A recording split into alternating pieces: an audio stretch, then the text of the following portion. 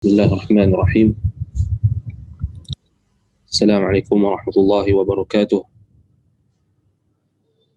Alhamdulillah rabbil alamin. Assalatu wassalamu ala rasulil amin wa ala alihi wa sahbihi ajma'in. Subhanaka la ilma lana illa ma 'allamtana innaka antal alimul hakim. Wa qala rabbi shrah li sadri wa yassir li amri wahlul 'uqdatam min lisani yafqahu qawli, amma ba'd. Alhamdulillah, bersyukur kita pada Allah Subhanahu wa taala.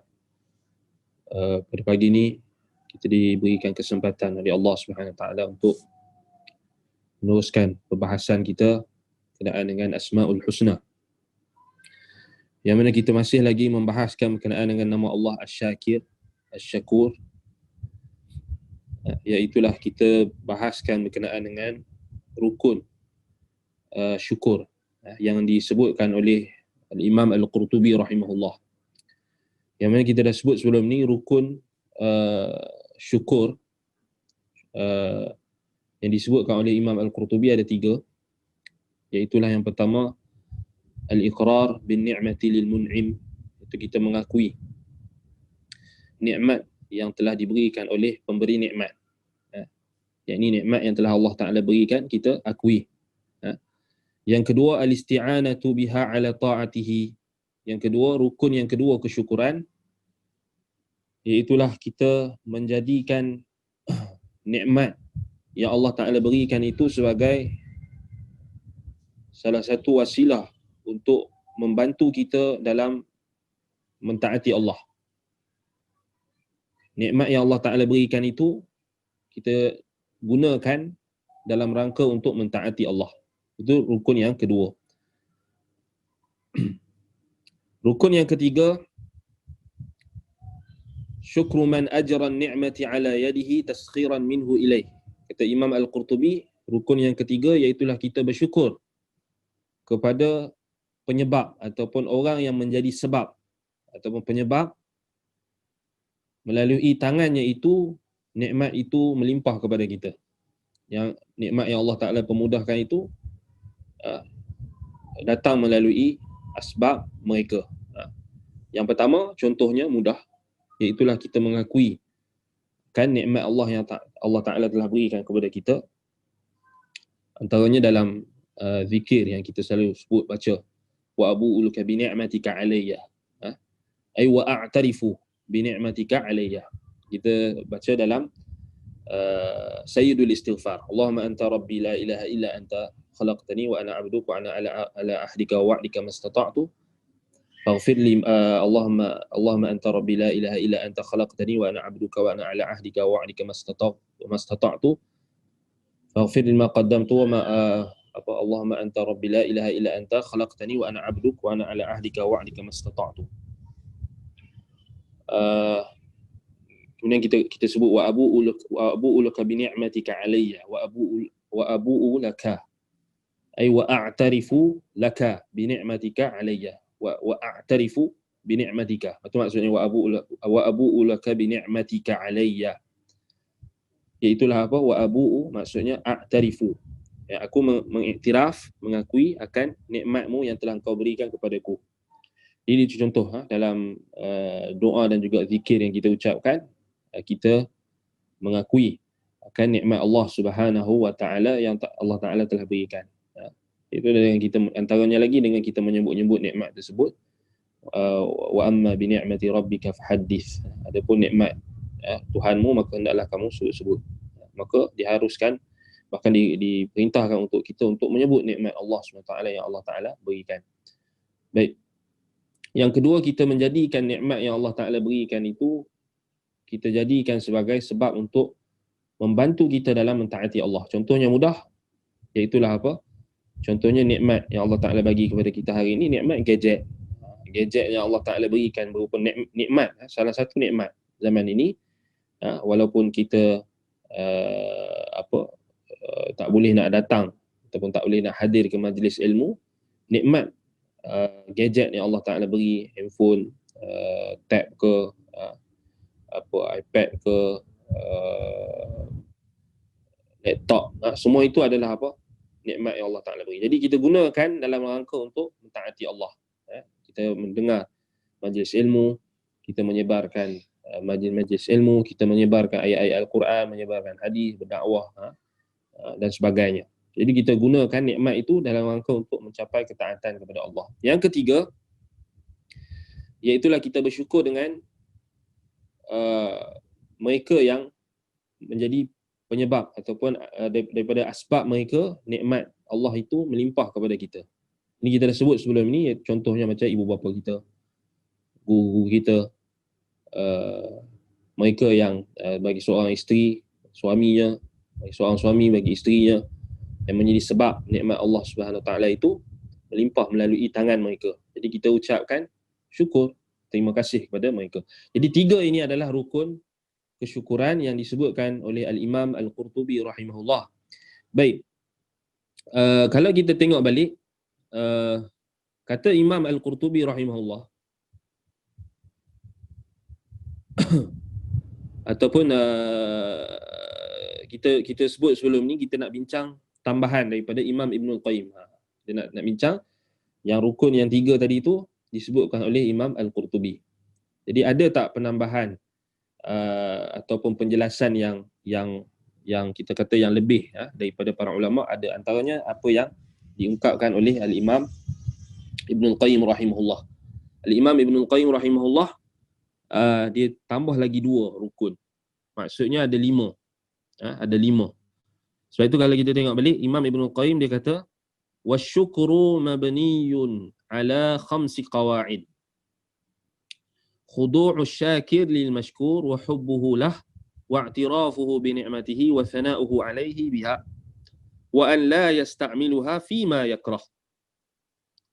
Baik, Imam Ibnul Qayyim rahimahullah dia bahagikan rukun syukur ini, rukun kesyukuran kepada lima. Yang pertama kata dia, khudu'u syakir lil mashkur. Ketundukan dan kepatuhan ataupun ketundukan, khudu', kerendahan dan ketundukan. Seorang yang bersyukur, dia tunduk dan patuh kepada syakir ataupun al-mashkur. Al-syakir, khudu'u syakir lil mashkur. Maksudnya, orang yang bersyukur, maka dia patuh dan tunduk kepada apa kita kata nikmat yang telah diberikan kepadanya. Iaitulah siapa yang memberi nikmat kepadanya, iaitulah Allah. Dan ketundukannya itu kepada apa yang telah disebabkan oleh apa yang telah dilimpahkan berupa nikmat. Saya tu kata khudu' syakir lil mashkur. Maksudnya seseorang itu dia tunduk. Orang yang bersyukur itu dia akan tunduk dan patuh kepada sang pemberi nikmat. Iaitulah yang berhak untuk dia syukuri. Itu yang pertama. Maksudnya dia tunduk dan patuh kepada Allah. Yang kedua, wa hubbuhu lah. Yang kedua, dia menyintai Allah. Menyintai sang pemberi nikmat. Wa hubbuhu lah. Kerana Allah yang melimpahkan nikmat kepadanya. Jadi dia menyintai Allah. Itu yang kedua. Yang ketiga, wa'tirafuhu bi ni'matihi. Yang ketiga, mengiktiraf nikmatnya. Ini sama macam yang Imam Qurtubi sebut. Kan? Iktiraf bi ni'matihi. Maksudnya, mengiktiraf nikmat yang Allah Ta'ala berikan. Yang keempat, sana'uhu alaihi. Yang keempat, pujian. Rukun yang keempat kata Imam Ibnul Qayyim, pujian dipanjatkan kepada, rasa syukur dan pujian dipanjatkan kepada yang memberi nikmat atas nikmat yang telah diberikan. Maksudnya syukur dan juga kita kata apa, ucapan puji-pujian kepada yang telah memberi nikmat atas nikmat yang Allah yang telah diberikan. Maksudnya kita mengucapkan alhamdulillah. Segala puji bagi Allah, alhamdulillah. Segala kita menunjukkan kesyukuran kita. Segala kesyukuran kita ditujukan kepada Allah Subhanahu Wa Taala yang Maha terpuji. Disebabkan oleh nikmat yang telah dilimpahkan. Yang kelima, wa an la yasta'miluha fi ma yakrah. Dia beza sikit dengan Imam Qurtubi tadi, cuma maksud dia sama je. Yang kelima, kata Imam Ibnul Qayyim, dia tidak menggunakan nikmat itu dalam rangka perkara yang dibenci oleh Allah. Yang kelima, seseorang yang bersyukur itu dia mesti dia tak menggunakan nikmat yang Allah Ta'ala bagi itu dalam rangka untuk melakukan perkara yang dibenci oleh Allah. Maksudnya macam tadi, kita kata dia menggunakan nikmat teknologi, contohnya nikmat gadget yang Allah Ta'ala bagi, bukan untuk bermaksiat. Bukan untuk kita kata melakukan kesyirikan, bukan untuk melakukan bid'ah, bukan juga untuk melakukan perkara-perkara maksiat, tetapi digunakan untuk dalam rangka untuk mencapai keredaan Allah, untuk mencari keredaan Allah, untuk mencari kecintaan Allah, digunakan untuk mencapai keredaan Allah.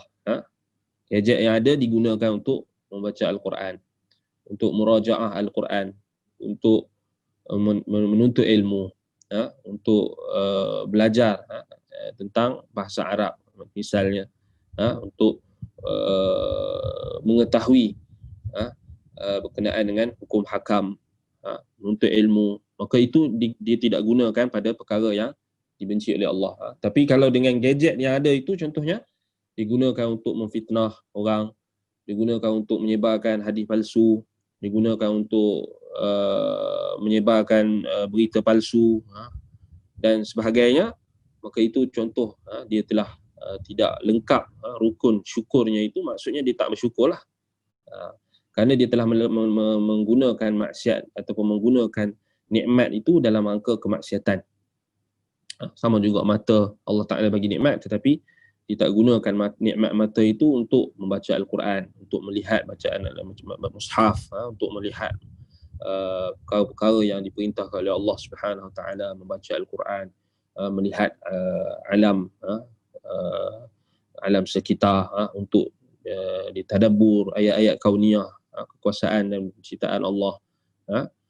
Maka sepatutnya kita kata seorang yang bersyukur, maka dia akan gunakan dia punya nikmat yang Allah Ta'ala bagi tu untuk mencapai keredaan Allah, untuk ketaatan, bukan untuk apa yang dibenci oleh Allah. Sebab itu kata Imam Ibn Qayyim, la yasta'miluha fi ma yakrah. Itu yang kelima. Dia tak menggunakan nikmat yang Allah Ta'ala bagi itu dalam perkara yang dibenci oleh Allah Subhanahu Wa Ta'ala. Baik, inilah yang disebutkan 5 perkara sebagai asas kesyukuran. Jadi kata para ulama, bila tidak ada salah satu daripada 5 perkara tadi, maka dia tidak lengkap lah, ataupun kita kata dia tidak mencapai maksud syukur yang sebenar. Baik, sebab itu kalau kita tengok setiap orang yang akan bincang tentang syukur ni, dia akan kembali kepada 5 perkara tadi dan 3 perkara yang disebutkan oleh Imam Al-Qurtubi. Maksudnya dia seakan-akan macam Imam Ibn Qayyim ni dia jelas lebih sikit, dia lebih sikit. Maksudnya dia tambah lagi 2 tu, dia nak bagi lebih sikit. So nak bagi lebih faham. Sebenarnya tak menjadi isu pun, tak ada apa yang perlu kita kata diperselisihkan. Baik. Baik, kita nak tengok satu-satu berkenaan dengan rukun tadi tu dengan lebih perincilah, ataupun dengan dalil. Baik, yang pertama, kalau kita tengok al-iqrar biha wa ma'rifatuha wa dhikruha 'ala ad-dawam wa tahadduts biha. Baik, kita balik perbincangan kita ni pada 5 perkara tadi. 5 rukun ataupun 3 rukun yang disebutkan oleh Imam Al-Qurtubi, ataupun 5 rukun yang disebutkan oleh Imam Ibn Qayyim. So kita berlega pada rukun syukur. Apa itu kesyukuran? Apa hakikat kesyukuran? Apa maksudnya kita nak bincang dia, kita kena faham dulu apa rukun dia. Baik. Jadi di dalam Al-Quran misalnya Allah Ta'ala sebut dalam surah Al-Baqarah ayat 231. Allah kata, وَاذْكُرُوا نِعْمَةَ اللَّهِ عَلَيْكُمْ وَمَا أَنْزَلَ عَلَيْكُمْ مِنَ الْكِتَابِ وَالْحِكْمَةِ يَعِظُكُمْ بِهِ. Allah kata, وَاذْكُرُوا نِعْمَةَ اللَّهِ عَلَيْكُمْ. Ingatlah, kenanglah nikmat Allah ke atas kamu. Perintah. Jadi uzkuru fi'lul amr yufidul wujub. Fi'il amar yang membawa kepada perintah, kewajipan. Maka apa hukum kita mengenang nikmat Allah? Hukumnya wajib. Wadhkuru ni'matallahi 'alaikum. Maka kenanglah, ingatlah nikmat Allah ke atas kalian.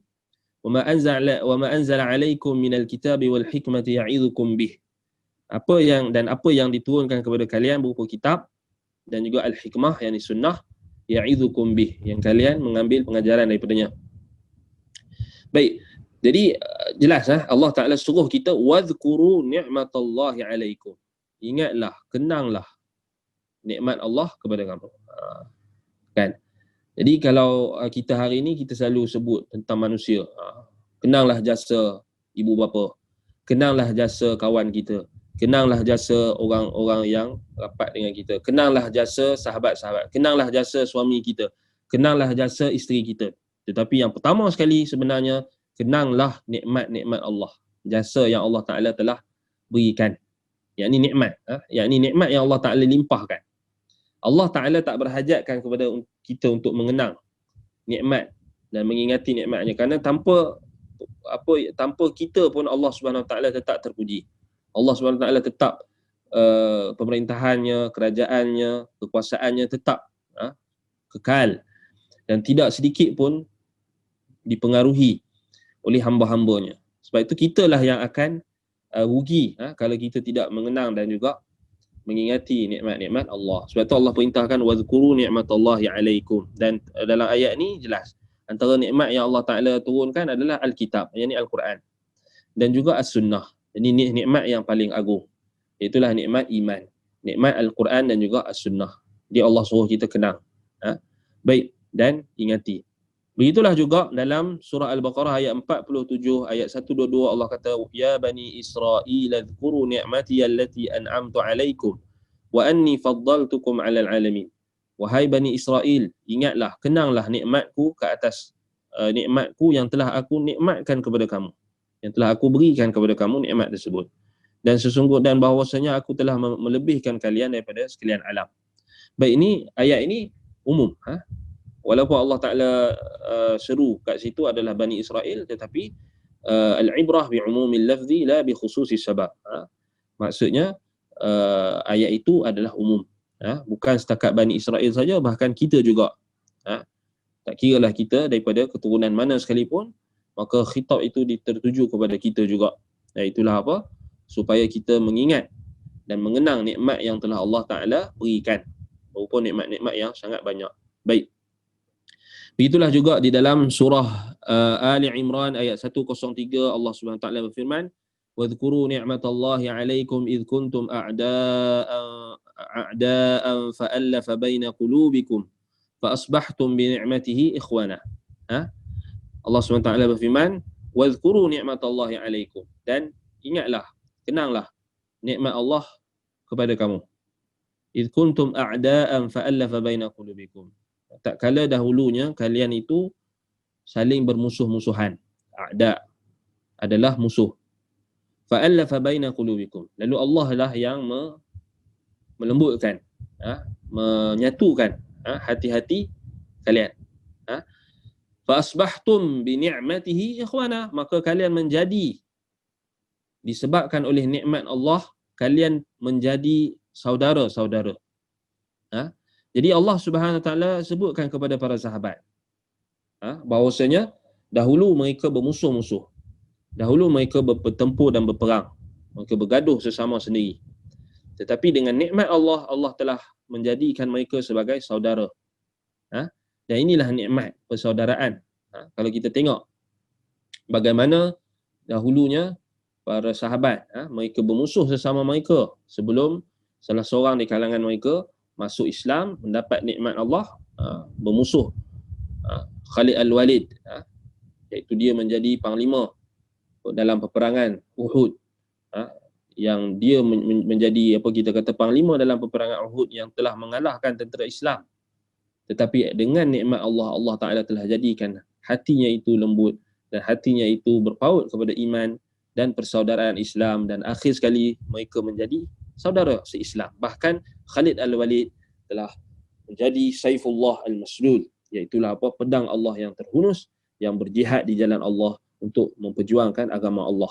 Berbeza sama sekali dengan ketika sebelum beliau diberikan nikmat. Demikianlah juga Umar bin Al-Khattab radhiyallahu anhu, Amirul Mukminin.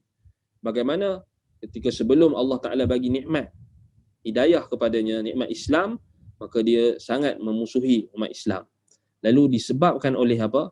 Nikmat Allah, maka Umar menjadi Umar yang kita kenal sekarang. Yang mana Kata para ulama, kalaulah ada nabi selepas Nabi Muhammad, tentulah Umar adalah nabinya. Sebahagian ulama nak bagi tahu kelebihan Umar tu kan. Baik. Jadi itu semua adalah nikmat Allah. Kita juga demikian. Dahulu kita bermusuh-musuhan.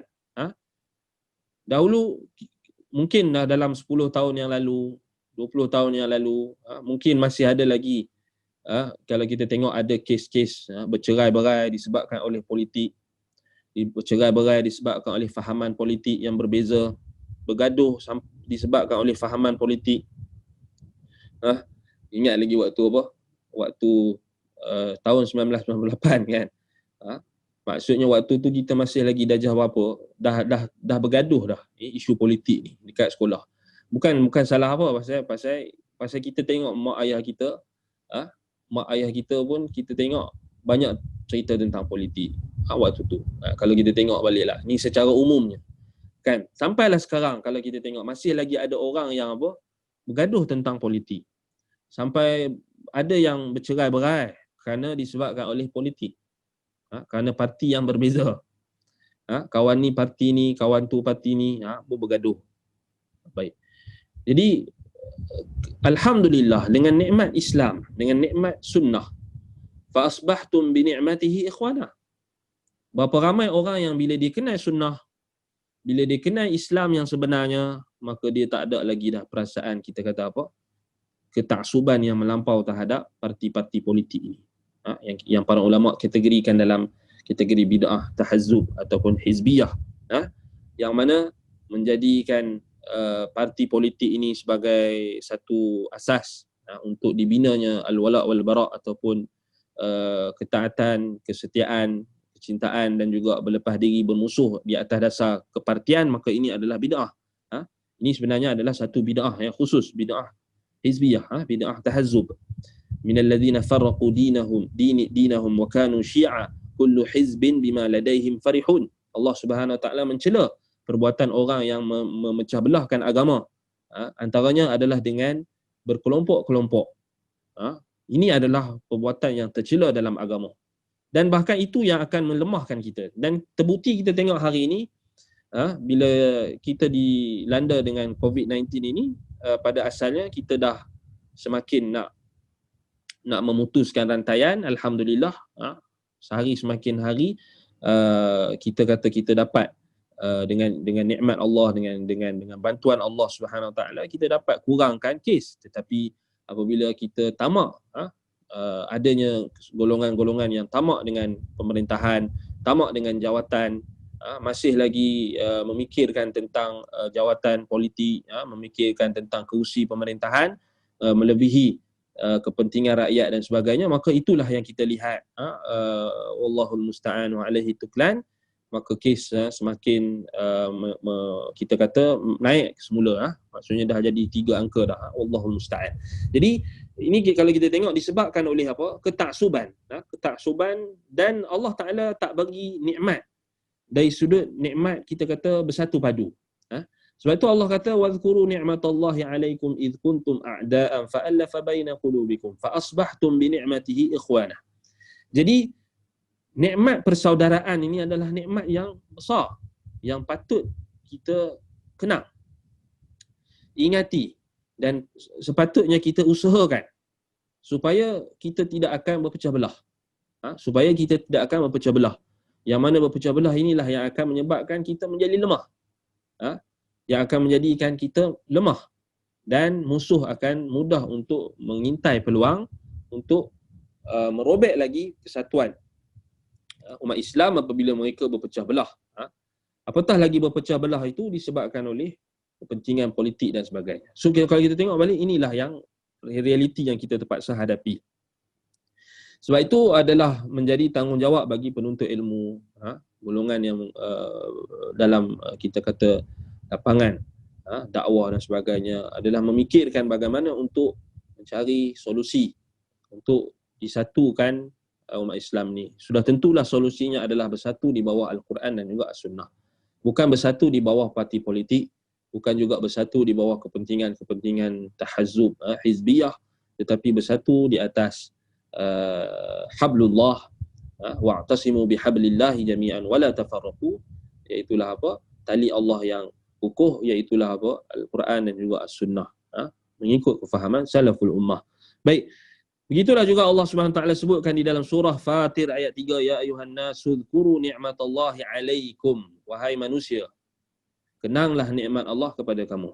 So Allah Taala sebut dengan lebih umum, wahai manusia, uzkuru ni'matallahi 'alaikum. Ingatlah, kenanglah nikmat Allah. So itu kita bila tengok balik macam mana di negara kita misalnya, bagaimana dulu kita dijajah. Kita mudah dirobek oleh penjajah disebabkan oleh kita berpecah belah. Disebabkan oleh pemimpin-pemimpin sendiri berpecah belah. Pemimpin-pemimpin sendiri berebut jawatan. Sebab itulah kita mudah dijajah. Begitulah juga disebabkan oleh kekuatan akidah yang tidak ada. Kesyirikan telah tersebar. Ramainya masyarakat yang mempercayai tentang bomoh, mempercayai kesyirikan-kesyirikan, meminta kepada wali, keramat-keramat, dan Allah Subhanahu Wa Taala memang tidak akan bantu apabila kalau kita mensyirikkan Allah.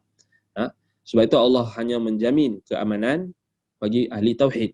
Alladzina amanu wa lam yalbisu imanahum bidzulmin ulaika lahumul amnu wa hum muhtadun.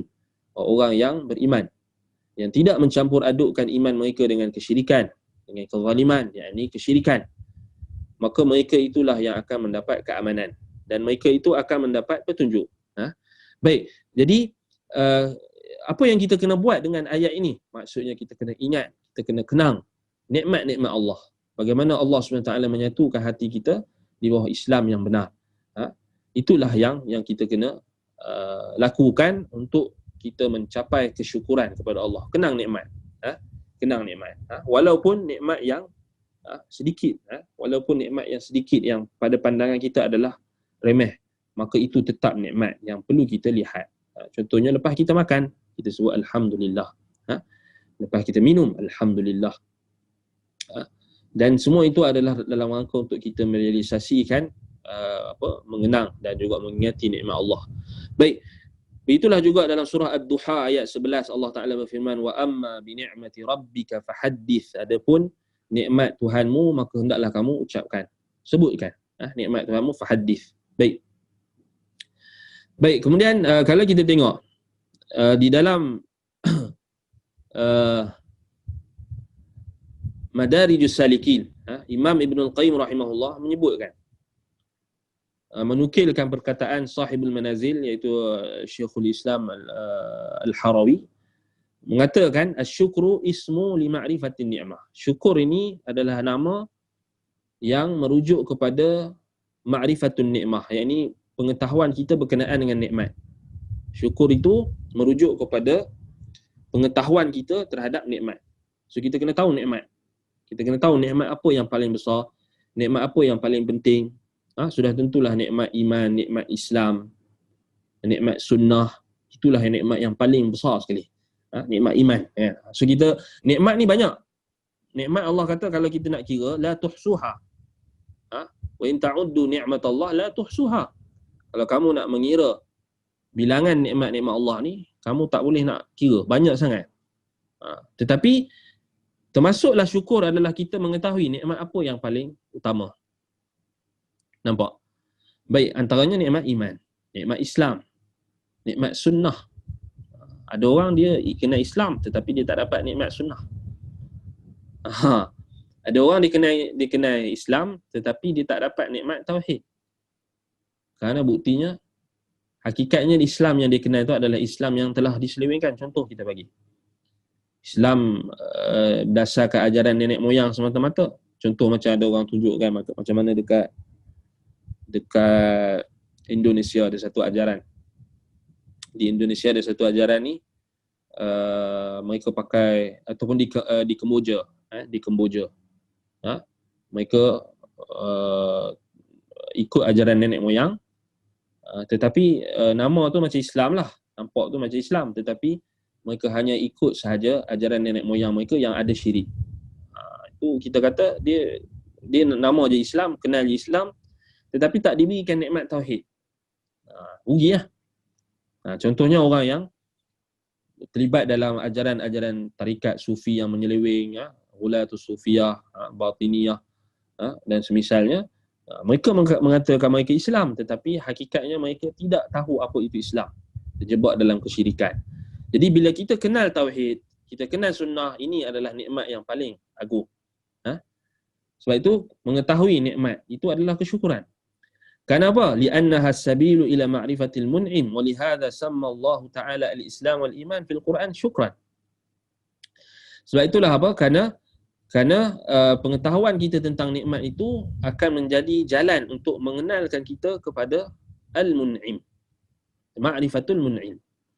Ma'rifatul ni'mah sabilu ila ma'rifatil mun'im. Kita tahu nikmat, kita boleh clarify nikmat apa yang paling besar, nikmat apa yang paling penting, nikmat apa. Kalau mana mungkin kita kata nikmat makan, minum ni lebih penting daripada nikmat kenal sunnah. Tak mungkin. Melainkan orang yang dia hanya melihat daripada pandangan perut. Kita melihat daripada pandangan basirah. Pandangan mata yang dibimbing oleh ilmu yang benar. Sebab itu kita kata mengetahui ma'rifatun ni'mah, mengetahui nikmat, sabilu ila ma'rifatil mun'im. Jalan yang akan membawa kita untuk mengenali sang pemberi nikmat, yakni Tuhan, yakni Allah. Itu memang kaedah dia, ataupun kita kata memang dia punya cara dia. Macam mana kita nak kenal Tuhan? Itulah kita mengetahui nikmat-nikmat Tuhan yang ada pada kita. Nampak? Sebab itulah kata Al-Harawi, Allah menamakan Islam dan iman di dalam Al-Quran sebagai syukran. Allah menamakan Islam dengan iman dinamakan sebagai apa? Sebagai syukran. Baik. Kata Imam Ibn Al-Qayyim rahimahullah, فَمَعْرِفَةُ النِّعْمَةِ رُكْنٌ مِنْ أَرْكَانِ الشُّكْرِ. Pengetahuan kita dan pengakuan kita akan nikmat itu adalah rukun daripada rukun-rukun kesyukuran. La annaha jumlatus syukur kama taqaddam. Bukan dia termasuk dalam kita kata salah satu komponen ataupun salah satu contoh kesyukuran, tetapi dia adalah komponen kesyukuran itu sendiri. Maksudnya dia adalah rukun. Kama taqaddam, sebagaimana yang disebutkan sebelum ni, rukun-rukun kesyukuran. Lakin lama kana ma'rifatuha ruknu syukril a'zam alladhi yastahilu wujudu syukri binunihi faja'ala ahaduhuma isman lil akhar. Baik, kerana apa? Kerana makrifah, pengetahuan dan pengakuan terhadap rukun syukur ni yang paling besar, maka kat situlah kita kata mustahil untuk kita merealisasikan kesyukuran tanpa kita mengetahui rukun tadi. Maka sebab itulah dijadikan apa? Syukur tadi sebagai salah satu daripada rukun, ataupun kita kata mengiktiraf nikmat tadi, mengakui nikmat Allah itu adalah rukun daripada kesyukuran. Baik, datang dalam hadis yang kita bacakan tadi tentang Sayyidul Istighfar, datang dalam hadis yang menjelaskan tentang rukun ini, pengiktirafan ataupun pengakuan kita akan nikmat Allah. Itulah disebut sebagai Sayyidul Istighfar. Allahumma anta Rabbi la ilaha illa anta khalaqtani wa ana abduka wa ana ala ahdika wa wa'dika mastata'tu. A'udzu bika min syarri ma sana'tu.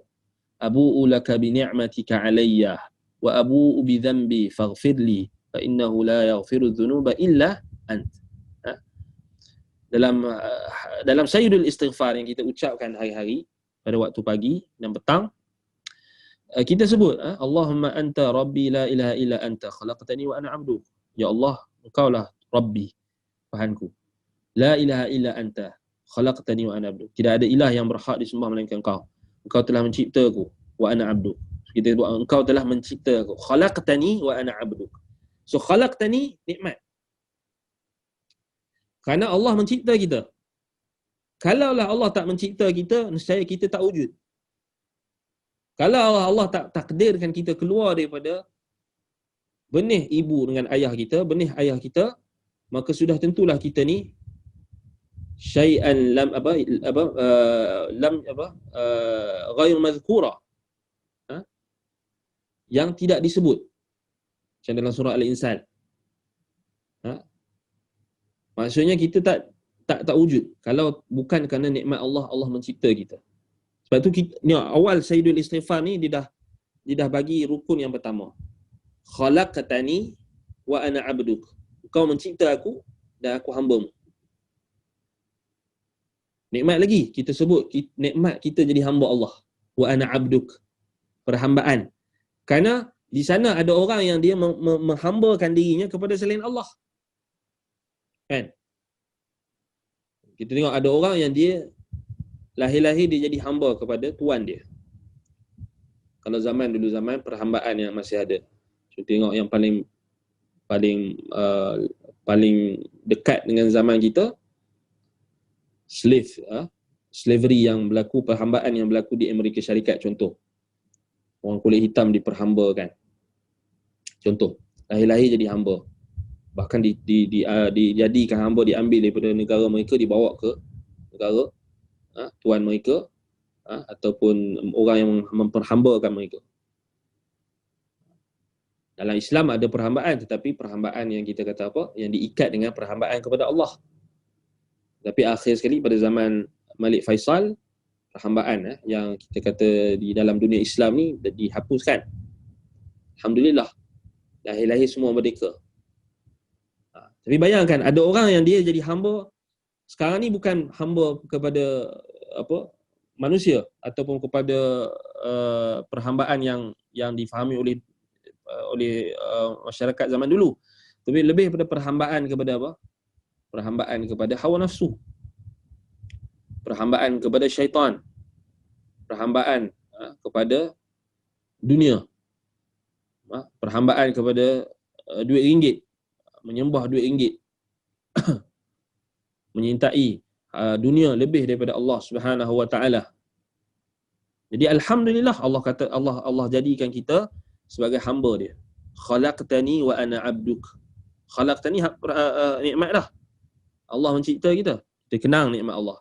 Wa ana 'abduk, dan aku adalah hamba-Mu juga, nikmat Allah. Kerana kita menjadi hamba Allah, kita mengaku kita sebagai hamba Allah. Kita tak kata aku hamba orang lain. Aku hamba Allah. Nampak? Bukan hamba kepada Nabi Muhammad, bukan hamba kepada Ali bin Abi Talib, bukan hamba kepada Fatimah, bukan hamba kepada Abdul Qadir Jilani, bukan hamba kepada Habib Fulan, bukan hamba kepada Habib-Habib, bukan hamba kepada Allah. So itu kedudukan, nikmat kita menjadi hamba Allah. Kerana ada orang dia nak kenal Islam, tetapi dia ikut, dia menghambakan dirinya kepada tok guru lebih daripada Allah. Bukan tak ada. Sehinggalah tok guru dia itu dijadikan sebagai Tuhan selain Allah. Apa yang tok guru dia halalkan, maka dia halalkan. Apa yang tok guru dia haramkan, maka diharamkan. Itu bentuk perhambaan kepada selain Allah. Ittakhadhu ahbarahum wa ruhbanahum arbaban min dunillah. Mereka menjadikan rahib-rahib mereka dan juga padri, pendeta-pendeta mereka, ulama-ulama mereka sebagai Tuhan-Tuhan selain Allah dalam hukum. Contoh. Kan? Dalam menentukan hukum, hakam. Mereka berpaling daripada Al-Quran dan Sunnah, lalu menjadi hamba kepada rahib-rahib ataupun padri-padri. Yang orang Kristian sampai apa? Indulgence. Sampai nak minta ampun pun kena melalui padri. Padri itu yang akan confirmkan sama ada diampun atau tak. Sukukul ghufran, kena bayar dulu. Dia dah jadi hamba kepada padri itu, hamba kepada gereja. Berbeza dengan orang Islam, mereka tidak memperhambakan diri mereka kepada ulama-ulama, mereka menghambakan diri mereka kepada Allah. Adapun ulama, fungsi mereka adalah menjelaskan hukum Allah. Mereka menjelaskan hukum-hukum Allah. Mereka memberikan bimbingan, tetapi tidak melampaui batas. Batasan mereka dihormati sahaja. Mereka dihormati, diagungkan, dimuliakan. Ya, ulama kita hormati. Kita agungkan mereka seadanya. Muliakan mereka. Mendengar nasihat mereka. Tetapi bukanlah ketaatan dan juga pengagungan kita itu mutlak kepada mereka. Sebab itu kita akui nikmat Allah yang Allah jadikan kita ni hamba Allah. Kita tak jadi hamba kepada mana-mana manusia. Hamba Allah. Wa ana ala ahdika wa wa'dika mastata'tu. Kita sebut lagi nikmat. Aku berada di atas perjanjian denganmu. Wa wa'duka mastata'tu. Wa wa'dika ala mastata'tu. Wa ana ala ahdika wa wa'dika mastata'tu. Dan aku, ya, kita mengaku nikmat Allah Ta'ala bagi kat kita. Aku berada di atas apa? Perjanjian bersamamu. Ini perjanjian kita dengan Allah Subhanahu Wa Ta'ala.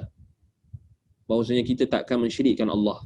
Tauhid, perjanjian tauhid itu yang paling utama, nikmat yang paling agung. So kita akui nikmat. Dan juga janji yang Allah Ta'ala telah janjikan. Wa'ad. Mengikut kemampuan kita. Mengikut kemampuan kita. Itu juga satu nikmat. Kerana Allah Subhanahu Wa Ta'ala la yukallifullahu nafsan illa wus'aha. Allah tak membebankan kita melainkan apa yang kita mampu. Fattaqullaha mastata'tum. Bertakwalah kepada Allah mengikut kemampuan kamu. So Allah ni dengan nikmat Allah kepada kita, dia bagi dekat kita ni perintah. Dia perintah kita dengan perintah-perintah. Dia larang kita dengan larangan-larangan mengikut kemampuan kita. Maksudnya dia tak membebankan kita lebih daripada kemampuan kita. Maksudnya di sini kita kena faham. Setiap perintah Allah itu kita mampu untuk laksanakan. Kerana Allah tak pernah membebankan kita atas apa yang kita tak mampu. Bila sebut solat 5 waktu sehari semalam, itu sebenarnya dah mampu. Kita mampu. Kita mampu. Sebab itu Allah wajibkan. Dia tak boleh kita kata, saya tak mampu, saya buat solat satu. Tak. Allah tak pernah tetapkan perintah dia melainkan atas kemampuan kita. Maksud itu maksud dia. Dia tak ada kata saya tak mampulah nak solat 5 kali. Saya solat sekali. Tak ada dia. Bila Allah tetapkan aurat bagi wanita, menutup seluruh tubuh, kecuali apa yang zahir, apa yang tampak, maka dia tak boleh kata saya tak mampulah. Tak. Memang Allah Ta'ala tetapkan aurat yang wajib ditutup itu memang ikut dah base pada kemampuan dia dah. Dah tak di luar daripada kemampuan dia. So itu satu nikmat. Nampak? Allah Ta'ala berikan rukhsah. Musafir, bolehnya kita mengqasarkan solat. Memendekkan rakaat solat daripada 4 jadi 2 rakaat. Dia tak boleh kata, saya rasa saya mampu buat lebih ataupun saya tak mau ambil rukhsah ni. Tak, kerana itu adalah apa yang telah Allah Ta'ala jadikan sebagai mengikut kemampuan. Dia tak boleh kata pula 2 rakaat tu banyak lagi. So kenapa tak ringkaskan jadi 1 rakaat? Tak boleh juga. Kerana memang 2 rakaat itu dah cantik dah. Kerana Allah Ta'ala la yukallifullahu nafsan illa wus'aha. Dia tak membebankan, tak mentaklifkan sesuatu perkara melainkan mengikut kemampuan hamba-Nya. Itu maksud dia. Jadi bila kita kata mastata'tu, mengikut kemampuanku, so kita mengakui akan kelemahan kita. Demikian juga ibadat haji. Ibadat haji, Allah Subhanahu Wa Ta'ala tak fardukan ibadat haji melainkan mengikut kemampuan. Bayangkan kalau Allah Ta'ala fardukan ibadat haji ini tak diikat dengan kemampuan. Maksudnya setiap tahun kita kena buat haji. Jenuh, parah. Tahun ni memang tak buat. Contoh. Tapi Allah Subhanahu Wa Ta'ala Al-Hakim, Al-Syakur, Al-Syakiru, Al-Syakur, dia maha mensyukuri hamba-hambanya. Maka sebab itulah diberikan istita'ah. Maksudnya syarat dia kemampuan. Kalau tak naya kita. Kan? Naya. Itu kita tara orang yang duduk lama dekat sana. Kan? Tak pergi, kita kata yalah, tak lama tak pergi umrah. Kan? Pun dah jadi, kita jadi apa? Dah jadi tak tentu arah. Bayangkan kalau orang yang selalu pergi, kita yang tak selalu pergi, bila lepas kita dah duduk sana lama, pun kita bila balik tu kita rasa nak pergi balik kan. Kita rasa rindu. Bayangkan kalau orang yang dah selalu pergi, orang yang bawa travel agency ke, mutawif ke kan, lagilah dia orang rindu. Tapi kita yang duduk lama dekat sana pun, kita pun tahulah macam mana tahap kerinduan kita tu bila kita tengok Kaabah, kita tengok Mekah ni, kita tengok gambar Mekah, kita tengok Masjidil Haram, kita tengok orang Imam Masjidil Haram solat live, Haramain live, Masjid Nabawi. Orang beriman dia akan rasa apa? Dia akan rasa rindu. Kerana itu fitrah. Eh? Kerana itu fitrah. Siapa saja. Walaupun dia tak reti cakap bahasa Arab pun, tapi sebab dia dah pernah pergi. So Allah Subhanahu Wa Taala jadikan apa? Mekah itu sebagai tempat yang berpautnya hati-hati orang beriman. So dia fitrah. Kan? Tapi itulah nak bagi tahu kemampuan tadi. Kalaulah kita kata fardu haji ni wajib setiap tahun, nayalah kan. Tak mampulah orang yang tak ada, kita kata yang tak ada duit tu, macam mana dia nak buat setiap tahun kan. Allahul musta'an. Sebab itu Allah Subhanahu Wa Taala dia memerintahkan kita untuk mentaatinya mengikut kemampuan kita. Baik. Kemudian yang berikutnya, a'udzubika min syarri ma sana'tu. Aku memohon perlindungan kepadamu daripada keburukan yang telah aku lakukan. Kat mana nikmat kat sini? Iaitulah nikmat kita mengakui kelemahan diri kita. Nampak? Keburukan diri kita. Keburukan amalan yang kita lakukan. Kita mengakui akan kekurangan diri kita. Itu nikmat. Kerana ada orang di sana, di luar sana, yang dia tak pernah nampak keburukan diri sendiri. Dia duk kira tengok kesalahan orang. Dia tak pernah nampak kekurangan diri sendiri. Dia tak pernah mengakui akan kekurangan diri sendiri. Yang dia kira duk tengok orang. Dia tengok orang tu, tengok orang ni, komen orang tu, komen orang ni. Kalau orang tu buat kebajikan, dia yang first komen. Allah tak ikhlas lah, apa benda lah. Dia tak tengok kekurangan diri dia, tapi dia duduk kalut dengan orang lain. Bila dia tengok orang lain ada kelebihan sikit, dia kata, ni tengok ni. Ni mesti macam ni lah tu. Ni rasuah lah ni. Cepat nak tengok kekurangan orang lain, tetapi dia tak tengok dulu kekurangan diri sendiri. Dalam Islam kita diperintahkan untuk mengakui kekurangan diri sendiri dulu.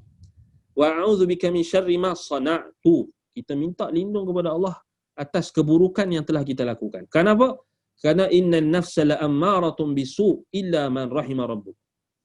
Kerana nafsu itu sentiasa mengarahkan kepada perkara yang buruk. Wa na'udzu billahi min syururi anfusina wa min sayyiati a'malina. Sebab itu Nabi ajar, Nabi SAW ajar dalam khutbah baginda yang sering dibaca dan sering diungkapkan oleh Nabi SAW dalam khutbah baginda, minta lindung daripada keburukan-keburukan diri kita. Wa min sayyiati a'malina, daripada keburukan-keburukan amalan kita. Maksudnya kita blame diri kita dulu. Jangan kita kalut nak tengok orang lain. Tengok diri kita dulu. Wa na'udzu billahi min syururi anfusina wa min sayyiati a'malina. Minta lindung daripada keburukan diri kita dan juga amalan-amalan buruk yang kita lakukan. Sebab itu Nabi SAW ajar dalam Sayyidul Istighfar, wa a'udzubika min syarri ma sana'tu. Aku mohon perlindungan kepadamu ya Allah daripada keburukan yang telah aku lakukan. So itu satu nikmat. Kalau kita tahu, sedar diri kita, kekurangan diri kita, kita hari-hari kita bermuhasabah diri, lebih baik berbanding dengan kita hari-hari kita buat amalan tapi kita terpedaya dengan diri sendiri. Kan? Lebih baik kita mengakui kelemahan diri sendiri. Muhasabah diri sendiri. Berbanding dengan hari-hari kita buat amalan, kemudian hari-hari kita sombong dan kita bangga dengan amalan kita. Wa a'udzubika min syarri ma sana'tu. Abu'u laka bi ni'matika 'alayya. Ini rukun yang disebutkan oleh Imam Ibn Al-Qayyim. Abu'u laka bi ni'matika 'alayya maksudnya a'tarifu i'tirafan bi ni'matika 'alayya. Aku mengakui akan kepadamu akan nikmat yang telah engkau berikan kepada aku. So tengok. Rukun yang paling penting untuk kita mencapai kesyukuran, kita mengakui nikmat yang telah Allah Ta'ala berikan. Kerana di sana ada orang yang dia tak mengakui nikmat Allah atasnya. Jadi itu yang menyebabkan seakan-akan kesemua kelebihan yang dia dapat itu datang daripada penat lelah ataupun titik peluh dirinya saja. Kita jumpa ada orang yang dia kata bila dia diberikan nikmat kekayaan, misalnya pangkat jawatan, dia kata ni datang daripada penat lelah aku. Usaha saya, titik peluh saya, tapi dia lupa bahawasanya apa yang Allah Ta'ala berikan itu adalah nikmat yang Allah Ta'ala berikan, liyabluwani aashkuru am akfur, untuk menguji kita, menguji aku, sama ada aku ashkuru, sama ada aku syukur, akfur, ataupun aku kafir. Tak syukur dengan nikmat Allah. Itu saja. Baik. Wa abu'u laka bi dhanbi. Wa a'tarifu laka bi dhanbi, sama juga. Kita mengiktiraf dosa-dosa kita. Aku mengakui dosa aku. Itu juga nikmat. Pertama, kita mengakui nikmat Allah tu nikmat atas nikmat. Kemudian kita mengakui bahwasanya kita ada dosa. Faghfirli fa innahu la yaghfiru dhunuba illa ant. Lalu kita minta Allah Taala tutup aib kita, tutup dosa kita. Jangan buka dosa-dosa kita ni. Tutup dia. Dan ampuni, hapuskan dosa-dosa kita. Itu yang dimaksudkan faghfirli fa innahu la yaghfiru dhunuba illa ant. Karena tidak ada yang mengampunkan dosa-dosa melainkan engkau. Jadi Allah sahaja yang mengampunkan dosa. Sebab itu perkara ini kita kata adalah sangat penting. Sebab itu Nabi SAW dalam hadisnya menyebutkan, siapa yang mengucapkan zikir ini, Sayyidul Istighfar, wa man qalaha fi an-nahar muqinan biha famata min yawmihi qabla an yamsiya fahuwa min ahli al-jannah. Barang siapa yang mengatakan kalimah tadi, yakni Sayyidul Istighfar tadi, Allahumma anta rabbi la ilaha illa anta khalaqtani wa ana abduk wa ana ala ahdika wa wa'dika mastata'tu a'udzu bika min syarri ma sana'tu wa abu'u laka bi ni'matika alayya wa abu'u bi dhanbi faghfirli fa innahu la yaghfiru dhunuba illa ant. Nabi kata siapa yang ucap ni pada waktu pagi dengan penuh keyakinan, penuh keyakinan, dia bukan ucap baca tak faham. So dengan penuh keyakinan, maka kalau dia mati pada hari tersebut sebelum sampai waktu petang, maka dia termasuk di kalangan ahli syurga. Subhanallah. Wa man qalaha min al-laili wa huwa muqinun biha famata qabla an yusbiha fahuwa min ahli al-jannah. Barang siapa yang membaca zikir tadi pada waktu petang sebelum pagi, kalau dia mati sebelum pagi, maka dia termasuk di kalangan ahli syurga. Subhanallah. Hafal zikir ni. Allahumma anta rabbi la ilaha illa anta khalaqtani wa ana abduka wa ana ala ahdika wa wa'dika mastata'tu a'udzu bika min syarri ma sana'tu wa abu'u laka bi ni'matika alayya wa abu'u laka bi dhanbi faghfirli fa innahu la yaghfiru dhunuba illa ant. Allahumma anta rabbi la ilaha illa anta khalaqtani wa ana abduk wa ana ala ahdika wa wa'dika mastata'tu a'udzu bika min syarri ma sana'tu abu'u laka bi ni'matika alayya wa abu'u laka bi dhanbi faghfirli fa innahu la yaghfiru dhunuba illa ant. Mudah je. Dan rasa ramai di kalangan kita dah hafal. Tapi yang paling penting istiqamah. Baca waktu pagi dan petang. So, ini janji Nabi SAW. Janji Nabi SAW. Maksudnya kalau kita tak tinggal zikir yang ringkas ini atau zikir yang tak berapa panjang sangat ini, kita yakin insya-Allah Allah SWT akan masukkan kita ke dalam syurganya. Sebab Nabi dah janji. Kana min ahlil jannah. Itu kita kata perkara yang kita kena istiqamah. Baik. Kemudian kata At-Tibi, i'tarafa awalan bi annahu an'ama alayhi wa lam yuqayyidhu li annahu yashmalu anwa'ul in'am. Yashmalu anwa'al in'am ثم اعترف بتقصير وأنه لم يقم بأداء شكرها ثم بالغ فعده ذنبا في التقصير وهضم النفسي. Maksudnya zikir apa Sayyidul Istighfar tadi tu sebab apa fadilat dia tu sangat hebat. Kerana kalau kita tengok balik, kita pertama sekali rukun yang kita kata rukun syukur tadi kita telah praktikkan dalam zikir tadi. Sebab itu kalau ada orang tanya macam mana kita nak praktikkan untuk dapat kesyukuran, praktikkan dengan kita mengamalkan zikir-zikir yang sahih daripada Nabi sallallahu alaihi wasallam. Itu praktikal. So dia tak ada amalan yang khusus macam ustaz saya kena buat apa ni kalau saya nak jadi orang yang bersyukur. Adakah saya kena duduk bertafakur, duduk senyap-senyap, ataupun saya kena pejam mata ke, duduk dalam bilik gelap ke, saya kena gali lubang dulu ke nak masuk dalam tu, kena cari amalan-amalan yang pelik-pelik ke, naik gua ke, bertapa atas gua ke. Tak perlu semua tu. Kena cari guru yang boleh terbang ke, tak perlu. Buat apa? Amalkan sunnah Nabi SAW. Amalkan zikir-zikir yang sahih. Bukan kalut cari zikir-zikir yang pelik-pelik. Zikir-zikir yang pelik-pelik, yang panjang-panjang. Sampai nak baca 70,000 kali. Amalkan hadis-hadis Nabi SAW. Zikir yang ada di dalam hadis-hadis Nabi yang sahih. Dalam Al-Quran dan juga As-Sunnah. Baik. Sebab itu, yang pertama, dia iktiraf akan nikmat Allah tadi. Kemudian, dia tak kata Al-Tibi tadi, zikir tadi itu, kita tak kaitkan, kita tak ikatkan nikmat tu dengan mana-mana nikmat. Kerana nikmat Allah banyak. Kemudian, kita mengakui akan taksir, yakni kekurangan yang ada pada kita. Kekurangan untuk kita mensyukuri nikmat Allah. Betul tak? Kita banyak kita kata apa? Kekurangan. Dalam kita nak merealisasikan kesyukuran kita kepada Allah, banyak kekurangan. Subhanallah, kalau kita nak kira banyak kekurangan kita ni, banyak sangatlah. Dan sebab itu kita akui kelemahan kita. Kita kata kita banyak dosa. Dan kita tak mampu nak membalas kesyukuran ataupun nikmat Allah itu dengan sepenuh kesyukuran. Tak mampu. Kemudian kita menyebutkan dosa kita, kan? Kita sebut dosa kita dan kelemahan diri kita.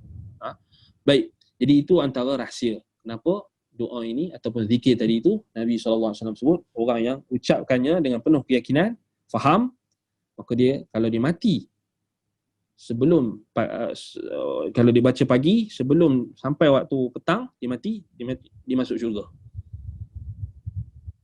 Kalau dia sebut malam atau petang, sebelum pagi, dia mati sebelum pagi, maka dia masuk syurga. Subhanallah, mudah. Kan? Tak perlu kita kata apa? Baca berapa ratus-ratus ribu kali. Sekali je baca.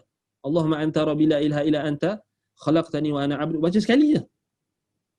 Tak ada 3 kali ke 10 kali ke. Even 10 kali pun tak, 3 kali pun tak. Baca sekali. Maksudnya sehari 2 kali kita baca. Jaminan dia Nabi SAW jamin syurga. Subhanallah. Baik. Dan kalau kita tengok, diriwayatkan juga di dalam riwayat Imam Ahmad, kalau disebut, dikatakan Nabi SAW mengulang-ulang zikir dan doa, iaitulah Nabi mengakui akan nikmat Allah dalam setiap kali setelah solat.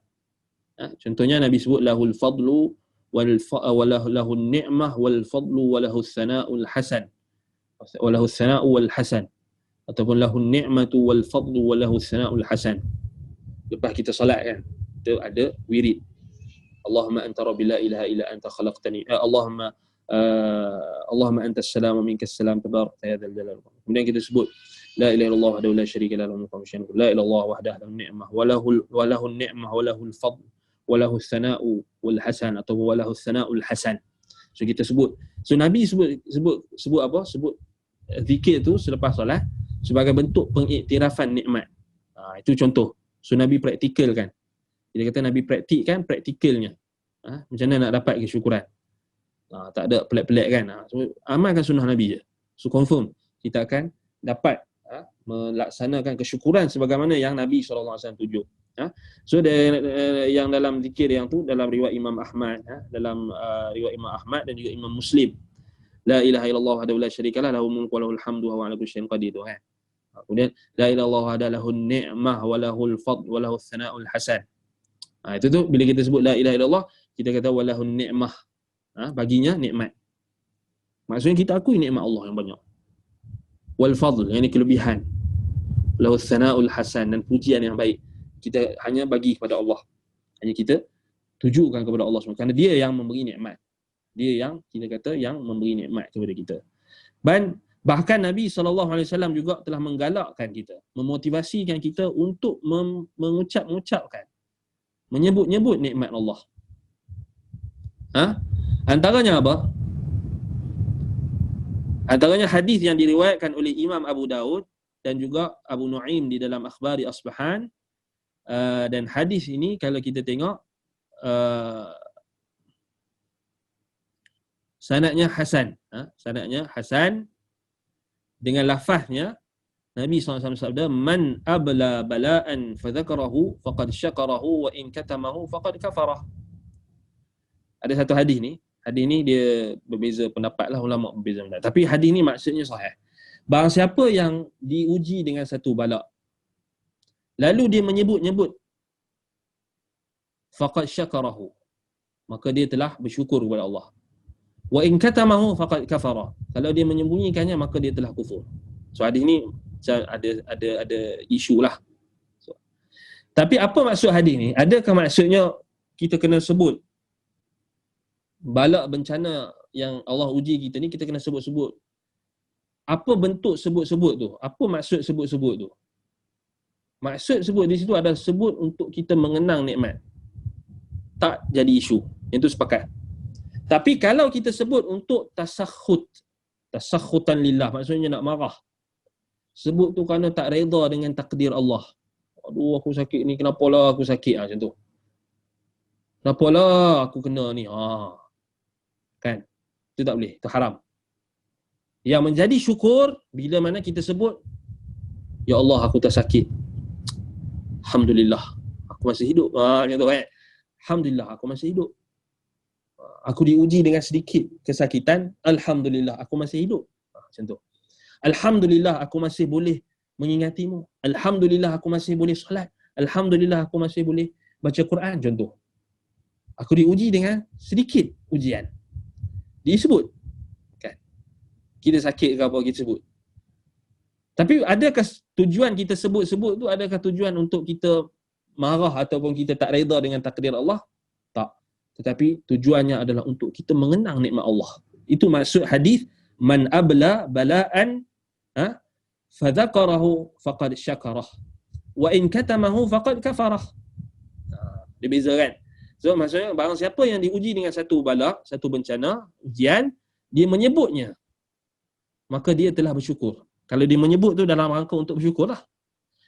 Wa in katamahu, tapi kalau dia sembunyikan dalam rangka dia tak mau sebut nikmat Allah, dia sembunyi, dia tak mau sebut sebab takut nanti orang hina dia ke, contoh. Sedangkan kalau dia sebut, dia dalam rangka untuk bersyukur, dia akan dapat pahala syukur. Tapi kerana dia sembunyikan, maka faqad kafarah, dia telah kufur. Maksudnya dia tak bersyukur, dia tak mensyukuri nikmat, kufur nikmat. Itu maksud hadis yang diriwayatkan oleh Imam Abu Daud. Baik, hadis ni panjang kalau kita tengok dia punya dia punya takhrij dia, tetapi ala kulli hal hadis ni sebahagian ulama menghasankan. Ada lafaz yang lain. Lafaz yang lain kalau kita tengok, man abla khairan falam yajid illa thana faqad syakarah wa man katamahu faqad kafarah wa man tahalla bi batilin fa huwa kalabisi thawbi dzur. Fahuwa kalabisi thawbiz zur. Baik, barang siapa yang diuji dengan kebaikan, maka tidak mendapati kebaikan itu melainkan dia harus memuji, maka dia telah mensyukurinya. Maksudnya, barang siapa yang diuji dengan kebaikan, maka dia tidak mendapati melainkan kebaikan itu harus dibalas dengan kesyukuran, dengan pujian kepada Allah. Lalu dia mengucapkan pujian, maka dia telah bersyukur. Ini maksud sebenar hadis tu. Barang siapa yang menyembunyikan, maksudnya ujian tadi dia menyembunyikan, dia tak mau sebut, dia tak mau ucapkan kesyukuran atas nikmat yang Allah masih bagi kat dia, maka dia telah kufur. Kufur nikmat. Itu kena faham hadis ni. Maksudnya apa? Adakah boleh kita sebut kita sakit? Boleh. Harus. Tapi apa tujuan kita sebut? Kita cerita kat orang, aku semalam sakit lah. Sakit apa? Sakit gigi contoh. Aku sakit gigi malam. Kan? Tapi kalau kita sebut tu kerana apa? Kerana nak bagi tahu nikmat Allah. Subhanallah, aku sakit semalam tapi aku masih boleh makan. Nikmat Allah kan? Alhamdulillah, aku sakit semalam, aku masih boleh makan. Itu nak bagi tahu nikmat lah tu. Tapi kalau semalam aku sakit lah, apa tak guna lah, gini. Itu tak jadi. Dia jadi kufur. Sebab dia macam tasakhut. Dia bukan nak menunjukkan kesyukuran, tapi dia macam marah-marah. Apalah kan. Contoh kan orang yang baru lepas balik daripada, contohnya dia buat swab COVID-19. Allah Ta'ala tak uji dia. Negatif. Dia negatif. Kemudian dia balik-balik dia duk buruk kan. Apalah doktor ni, apalah nurse ni, apalah tak profesional lah, bla bla bla bla bla. Dia tak bersyukur. Dia tak bersyukur. Sedangkan sepatutnya yang disebut, Alhamdulillah, Alhamdulillah, aku tak kena. Aku pun negatif, alhamdulillah, sepatutnya disebut. Bukannya dia duduk kalut salahkan hospital, dia duduk salahkan kerajaan, dia duduk salahkan orang tu, orang ni. Tak. Itu menunjukkan dia tak syukur. Betul tak? Itu contoh kita nak bagi. Kan? Kita tengok orang lain. Ataupun kita hari ni kita, alhamdulillah Allah Ta'ala bagi kita sihat. Sebut. Alhamdulillah Allah Ta'ala bagi aku sihat. Sebut kat anak kita, sebut kat isteri kita, sebut kat suami kita, sebut. Alhamdulillah.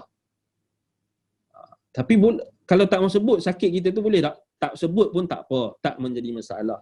Tak sebut dalam rangka kita nak bersabar, tak menjadi masalah. Itu pun kita kata dibahaskan oleh para ulama. Tapi dalam konteks hadis tadi tu nak bagi tahu, kalau kita boleh sebut untuk menunjukkan kesyukuran, sebutkan. Sebutkan. Tetapi kita kena tengoklah juga keadaan.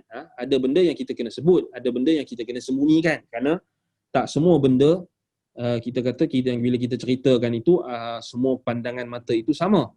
Kerana di sana adanya pandangan mata yang hasad. Sebab itu dalam hadis yang lain Nabi SAW suruh kita sembunyikan nikmat-nikmat yang Allah Ta'ala bagi kat kita ni, jangan kita expose.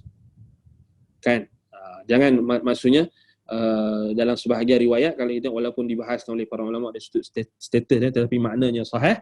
Kalau kita tengok ista'inu bi ikhwanikum bi kitmani sirrihim atau maqal ataupun lebih kurang bantulah saudara kamu dengan menyembunyikan rahsia mereka, ataupun dengan kita kata tak menyebutkan nikmat yang diberikan mereka, kerana fa inna likulli sahibin ni'mah hasad ataupun hasadun. Kerana bagi setiap pemilik nikmat itu akan ada orang yang hasad. So kita maksudnya berpada-padalah. Takkanlah sampai semua benda kita nak cerita kan. Semua benda kita nak cerita, hati-hatilah. Maksudnya kadang-kadang ada orang yang dihasad pula. So itu kita tengoklah. Maksudnya sebab itulah macam dalam konteks benda yang baik yang kita dapat, mimpi, contohnya mimpi yang baik, Nabi tak bagi kita cerita dekat sebarang orang. Nabi suruh kita cerita dekat orang yang kita percaya, orang yang kita sayang, contoh kan. Kenapa? Kerana setiap pandangan mata tu berbeza-beza. Ada orang dia tengok kita, dia tak suka kita. Ada orang dia suka.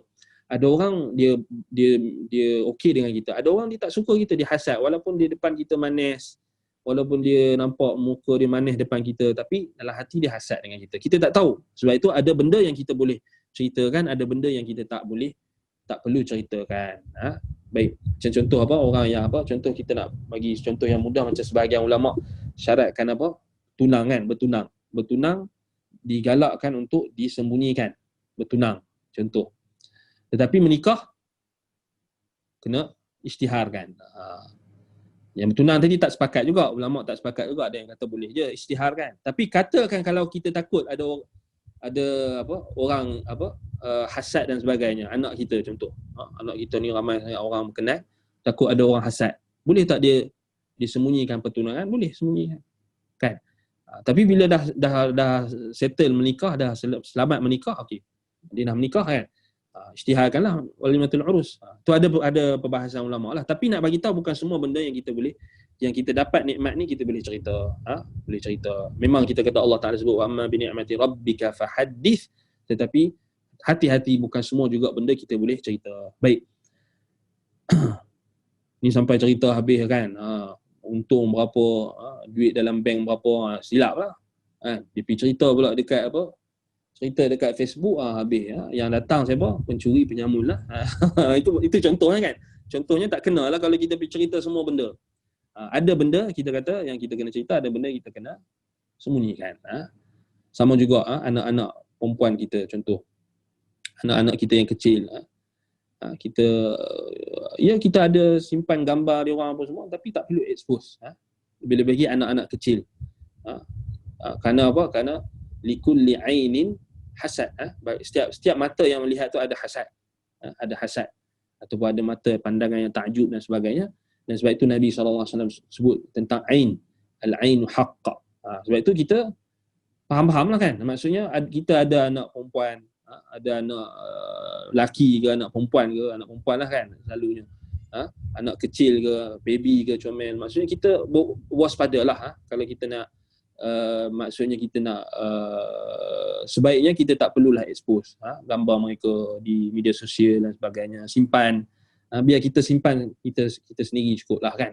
Tak perlu kita expose, kerana hari ini banyak jenayah yang berlaku dengan jenayah pedofilia jahat. Kita tengok ni sampai ada yang simpan gambar-gambar anak-anak kecil dijadikan sebagai sebagai pemuas nafsu. Na'udzubillah. Sampai itu kita tak pernah nak terfikir pun. Memang ada zaman sekarang orang yang dia akan menggunakan gambar-gambar kanak-kanak ni sebagai untuk pemuas nafsu dia. Na'udzubillah min zalik. Ini antara perkara yang kita kata perkara yang buruk sekali kan. Yang hari ini yang kita kena waspada. Sebab itu hati-hati. Maksudnya cucu kita ke anak kita ke gambar mereka kita simpan. Jangan kita expose pada public. Sepatutnya kita kena simpan. Maksudnya kalau kita nak simpan, kalau tak ada manfaat apa, kita tak payah simpan. Maksudnya kalau ada kita nak simpan, tetapi tak perlu kita expose. Kerana itu akan mengundang kepada ain tadi.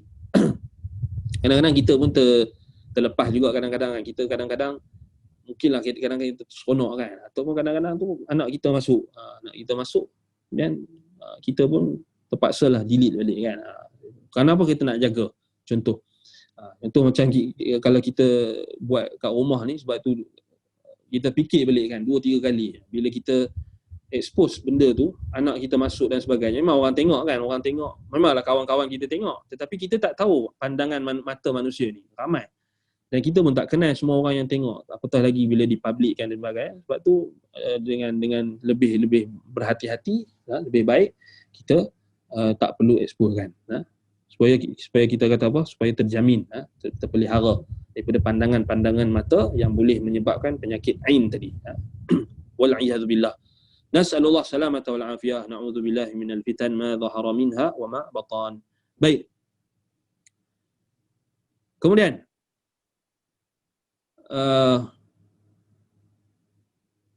yang berikutnya, kata Imam Ibn Al-Qayyim rahimahullah, al-thana'u ala al-mun'im al-muta'alliq bin ni'mati naw'an, amun wa khasun. Fal-am wasfuhu bil jawdi wal karam wal birr wal ihsan wa si'atil ata' wa nahwi dhalik. Wal khas at-tahadduth bi ni'matihi wal ikhbar bi wusuliha ilaihi min jihatihi kama qala ta'ala wa amma bi ni'mati rabbika fahaddith. Baik, macam mana kita nak puji Allah ataupun kita nak puji pemberi nikmat yang telah memberi nikmat kepada kita. Pujian ini kata Imam Ibn Qayyim ada 2 jenis. Yang pertama pujian secara umum, yang kedua pujian secara khusus. Pujian yang secara umum maksudnya kita menyifatkan kebaikan dan juga kemurahan. Kebaikan, ihsan dan juga kemurahan yang telah Allah Ta'ala berikan. Kita sebut Allah Ta'ala Ar-Rahim, Ar-Rahman, Al-Karim, Allah SWT Al-Wahhab. Kita dapat anak, Allah Ta'ala bagi kita anak, Al-Wahhab, Al-Karim. Kita dapat rezeki, Allah Ta'ala bagi rezeki. Kita sebut nama-nama Allah. Ataupun kita sebut Allah SWT ni pemurah, Allah SWT ni maha pemurah, maha pengasih. Ada kawan-kawan kita yang masih belum direzekikan anak ke misalnya, kita ingatkan mereka dengan nama-nama Allah. Allah Al-Wahhab misalnya. Kita ingatkan mereka, kenalkan mereka dengan menyebut kita kata nikmat. Walaupun kadang-kadang nikmat tu belum dapat lagi. Maksudnya kita sebut. Kawan kita misalnya tak ada maksudnya sahabat kita ke tak ada kerja ke misalnya, kita ingatkan mereka Allah Ar-Razzaq. Allah tu Ar-Razzaq. Dia akan bagi rezeki dengan macam mana sekalipun. Yang penting kita bertakwa kepada Allah. Wa may yattaqillaha yaj'al lahu makhraja wa yarzuqhu min haitsu la yahtasib. Siapa yang bertakwa kepada Allah, Allah akan bagikan kepadanya jalan keluar dan akan beri rezeki kepadanya dengan jalan yang tanpa dia sangka-sangka. Maka itu antara perkara yang pertama secara umum. Yang kedua, at-tahadduts bi ni'matihi. Secara khusus kita memuji Allah ni dengan kita ucapkan, kita sebut nikmat. Kan? Kita sebut nikmat tadi. Alhamdulillah, macam kita sebut alhamdulillah aku dapat sekian. Alhamdulillah. Boleh kita sebut. Yang khusus tadi apa maksudnya? Yang diperintahkan, yang khusus kita nak puji Allah Ta'ala atas nikmat yang Allah Ta'ala bagi. Contohnya kita kata an'amallahu alayya bi kadza wa kadza. Contoh. Allah Ta'ala berikan nikmat kepada aku sekian. Alhamdulillah saya telah berjaya menyelesaikan bacaan Al-Quran 30 juzuk contoh. Alhamdulillah, saya telah khatam 30 juzuk Al-Quran pada hari ini contoh. Boleh tak? Harus. Alhamdulillah, saya telah mengkhatamkan kitab Usulul Thalathah pada hari ini. Boleh, boleh. Alhamdulillah, hari ini saya dapat datang ataupun dapat dengar kuliah ustaz di Yayasan Ta'lim, di Zoom secara live. Alhamdulillah, saya boleh tak sebut? Boleh. Dia tak jadi kita kata riak ke apa, tapi kita sebut an'amta alayya. Kan? An'amallahu alayya bikadha wa kadha. Orang yang dapat anak, alhamdulillah saya direzekikan anak perempuan hari ini. Contoh. Alhamdulillah saya dapat cucu.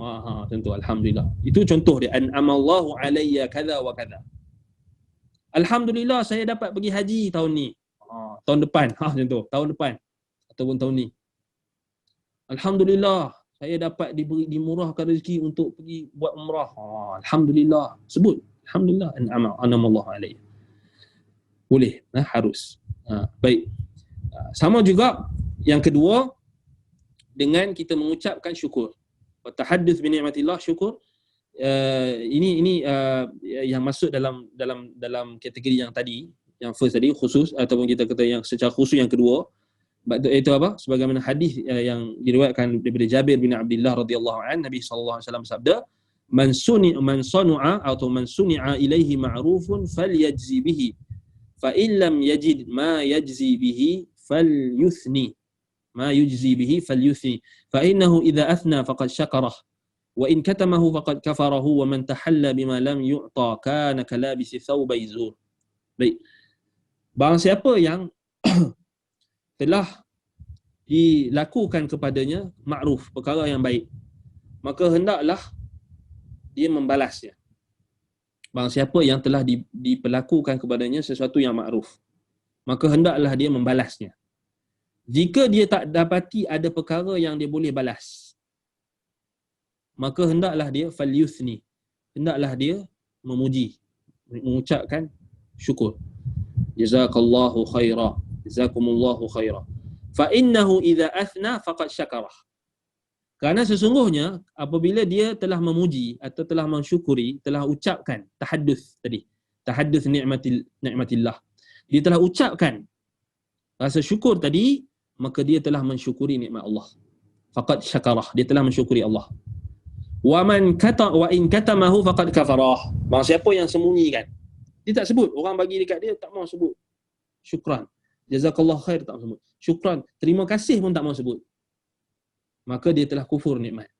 Dia tak, siapa yang sembunyi, dia telah kufur nikmat, kata Nabi, dia telah kufur. Wa in katamahu faqad kafarah. Siapa yang sembunyikan ucapan syukur tadi, dia telah kufur. Maksud kufur nikmat, bukan kufur keluar daripada Islam, kufur nikmat. Jadi maksudnya di sini jelas dalam hadis ini, dalam hadis yang diriwayatkan oleh Imam Al-Bukhari di dalam Adabil Mufrad dengan sanad yang hasan tadi, maksudnya bila orang buat baik dekat kita, kita kena balas. Balas dengan apa? Ucapan yang paling minimum, ucapan jazakallahu khaira, syukran, terima kasih, tak menjadi masalah. So, kita dah sebut sebelum ni jazakallahu khaira yang paling terbaik lah. Tapi bila kita sebut jazakallahu khaira, jangan kita pendek-pendekkan. Jangan kita sebut tu jazakallah je. Jazakallah salah. Kena sebut jazakallahu khaira. Kena sebut lengkap, komplit. Sebab kalau jazakallah tergantung. Moga Allah membalas kamu apa benda? Membalas apa? Membalas keburukan ke, membalas apa? Jazakallah tak lengkap. Jazakallahu khaira, jazakillahu khaira, jazakumullahu khaira, jazahumullahu khaira. Maka kita sebutkan. Sebab bila kita sebut faqad syakarah, dia kata, kamu telah mensyukuri. Maksudnya dia dapat pahala syukur. Tu faham. Kalau kita sembunyi, berat nak sebut ni, terima kasih pun berat nak sebut. Jazakallah khair lagi lah banyak. Terima kasih, syukran, berat nak sebut. Kenapa kamu tak sebut ni? Kata dalam hati. Tak, sebenarnya dia telah kufur nikmat. So dia punya kaedah dia. Maksudnya ini tengok, Islam sangat cantik bagi supaya kita ni menjaga hubungan sesama kita, supaya orang yang bagi kepada kita asbab nikmat itu, dia akan merasa bahawasanya apa, dihargai, Sebagaimana manusia ini dia akan apa? Dia akan seronoklah bila dia dihargai. Apatah lagi dihargai atas nikmat yang dia telah berikan.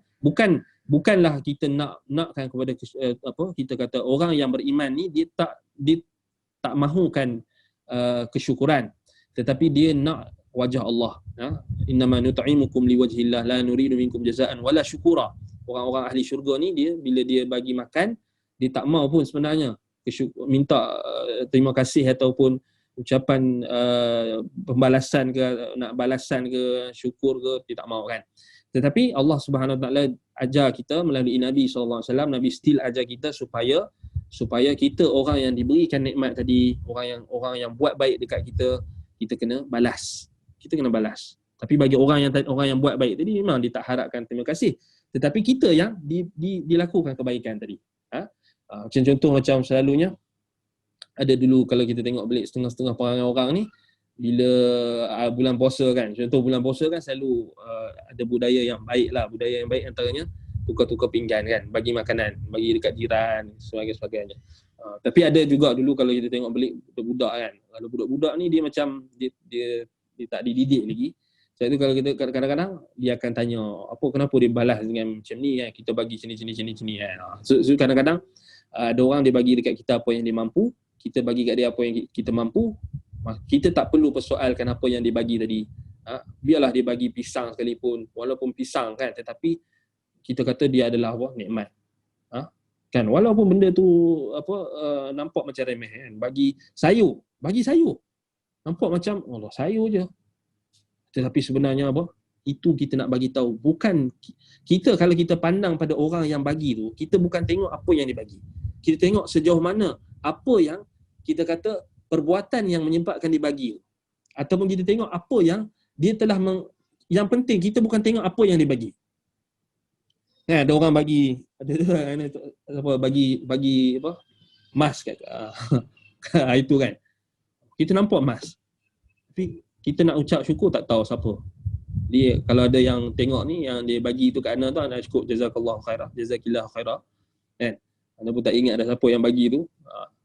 Tapi nak bagi tahu kalau kita bagi, kalau kita dapat something, kita ucapkan jazakumullahu khairah, kita balas, menunjukkan kesyukuran kita. Kita jangan tengok apa yang dia bagi. Dia bagi tu benda apa sekalipun, tak kira lah sekupang pun, 10 sen pun kalau dia bagi. Kalau kita tak tahu, disebabkan oleh 10 sen yang dibagi dekat kita, tetapi 10 sen yang dikeluarkan itu adalah datang daripada niat yang ikhlas, keberkatan tu akan ada. Sebabkan oleh pisang yang dibagi, dia letak di infak, contoh dia letak pisang je, orang makan. Disebabkan orang makan pisang dia tu, orang yang tadi contohnya tak ada tenaga untuk solat Jumaat contohnya. Selalu orang infak pisang selalunya dekat masjid. Katakan dia letak pisang, tapi disebabkan oleh orang tadi tu tak sempat nak makan, dia ambil pisang tu, dia makan pisang tu. Lepas dia makan pisang tu menjadi asbab untuk dia cergas, dia ada tenaga untuk dia solat Jumaat dengan dia tak mengantuk, disebabkan oleh pisang yang kita infak tadi. Walaupun pisang, subhanallah, kesan dia. Sebab itu bila kita sebut tentang kita sedekah, kita infak ni, kita jangan tengok pada apa yang kita infak, tetapi kita tengok pada apa? Sejauh mana keikhlasan. Sebab itu bagi kita yang menerima, maka kita ucapkan terima kasih. Jazakumullahu khairah. Sebab itu benda yang kita kena faham. Macam apa? Orang yang infakkan, contohnya infakkan kepada asatizah kita. Ni macam contoh mic ni. Infakkan mic. Sebab apa? Sebab kalau tak ada mic ni dia tak jelas. So bayangkan hasil daripada infak mic dia ni memberi manfaat kepada ramai orang yang mendengar. Nampak kecil, nampak macam kita yang mengajar ni, kita yang cakap ni, kita tak nampak benda tu. Kita cakap je. Biarlah orang nak dengar bunyi apa pun, kita mana tahu. Tetapi ada orang dia nampak pendengaran, benda yang melibatkan mic, sound, sistem dan juga mic. Penting kerana mungkin boleh mengganggu dan sebagainya, supaya nampak dapat dengar dengan lebih jelas. Manfaat ilmu Quran tu, kita dengar bacaan Quran tu lebih jelas, hadis tu lebih jelas, suara ustaz tu lebih jelas. So dia pun infak. Contoh. Alhamdulillah lah, jazakumullahu khairah pada yang infak kan. Yang infak kan, macam benda-benda macam ni nampak macam ringan kan. Tetapi kalau kita tengok balik, dia bukan kita tengok pada benda tu, tapi kita tengok sejauh mana apa yang kita persembahkan untuk Allah Subhanahu Wa Taala. Yang itulah yang Allah Taala akan terima, iaitu niat kita, keikhlasan kita.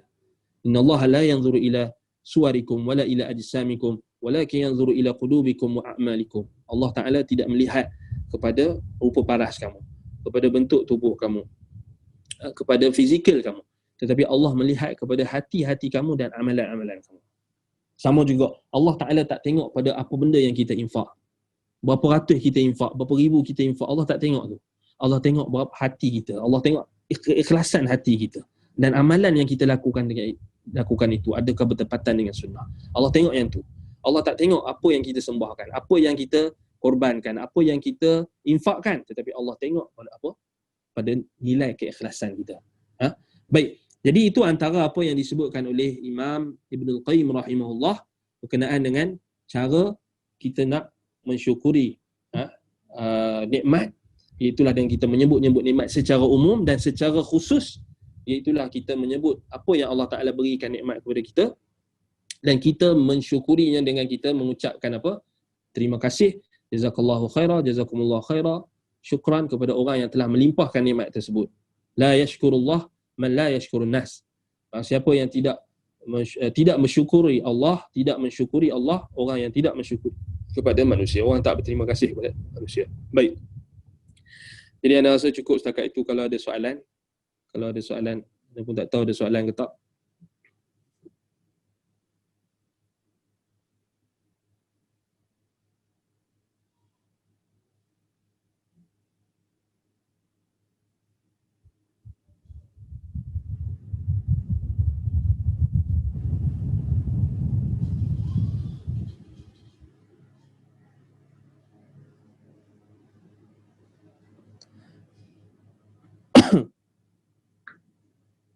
Baik, kita guna kitab apa? Kita tak anda tak tetapkan kitab. Jadi kita gunakan kitab yang pelbagai. Baik, rujukan anda guna kitab, antaranya iaitulah kitab yang kita baca ini, antaranya adalah kitab Asna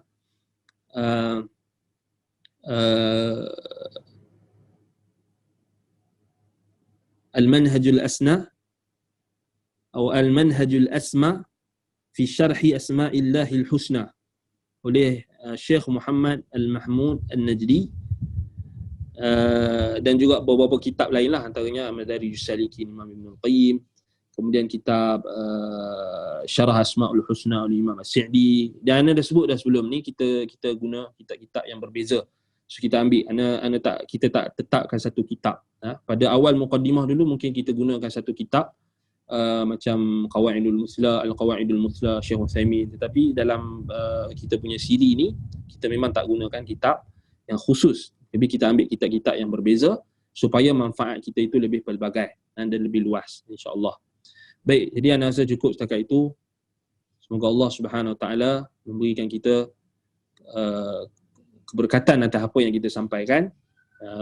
Nashkurukum jami'an ala husni istima'ikum.